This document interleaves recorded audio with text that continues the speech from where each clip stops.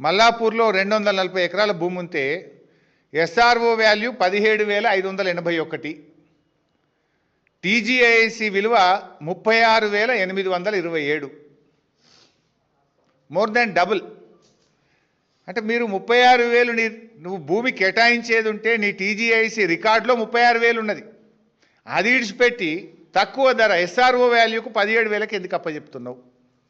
అదేవిధంగా Uppal industrial estate Uppal 447 ఎకరాలు ఉంది. అక్కడ సబ్ రిజిస్ట్రేషన్ వాల్యూ 21,886, టీజీఐసి విలువ 52,523. నీ ధర 52,000, నీ బుక్కులో 52,523 ఉంటే నువ్వు అంతకంటే తక్కువ ధర 21,000కు, ఆ 21,000లో 30% ఎందుకు కట్టబెడుతున్నావు? What is this?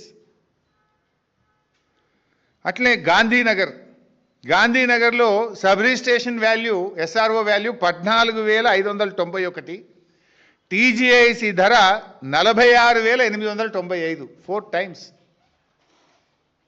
నీ ధర 46,000, ఎస్ఆర్ఓ 14,000, ఆ 14,000 30%కే ఇస్తా అంటాడు రేవంత్ రెడ్డి గారు.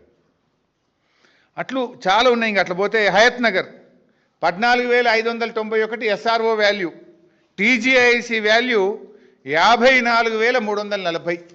ఇవన్నీ మీకు డీటెయిల్స్ అన్ని విడుదల చేస్తా. మొత్తం 21 ఇండస్ట్రియల్ ఎస్టేట్స్ ఉన్నాయి.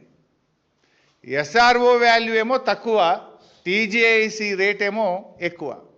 జనరల్గా ప్రభుత్వాలు ఏం చేయాలి? రెండిట్లో ఏది ఎక్కువ ఉంటే అది అడాప్ట్ చేస్తారు కదా.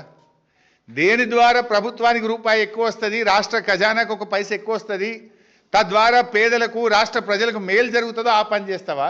తక్కువ ఉన్నది తీసుకుంటావా నువ్వు?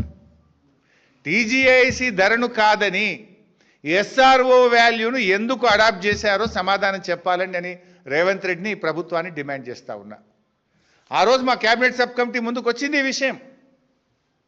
మరి మీరు ఎందుకు దీన్ని తక్కువ ధరది అడాప్ట్ చేసినారు? టీజీఐసి రేట్ను ఎందుకు పరిగణలోకి తీసుకోలేదో ఈ రాష్ట్ర ప్రజలకు సమాధానం చెప్పాలని చెప్పి నేను ప్రభుత్వాన్ని డిమాండ్ చేస్తూ ఉన్నా.